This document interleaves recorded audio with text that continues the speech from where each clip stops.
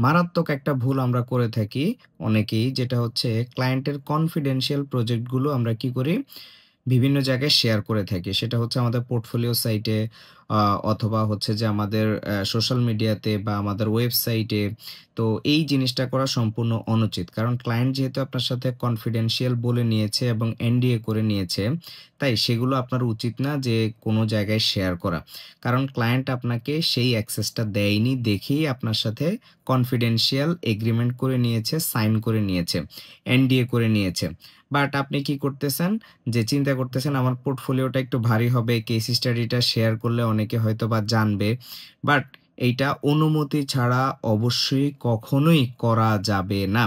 যদি আপনার খুবই করার ইচ্ছা থাকে আপনি ক্লায়েন্টের কাছ থেকে অনুমতি নিতে পারেন। বাট ক্লায়েন্ট যেহেতু কনফিডেন্সিয়াল বলে দিয়েছে দ্যাট মিনস এইটা তার কনফিডেন্সিয়াল প্রজেক্ট।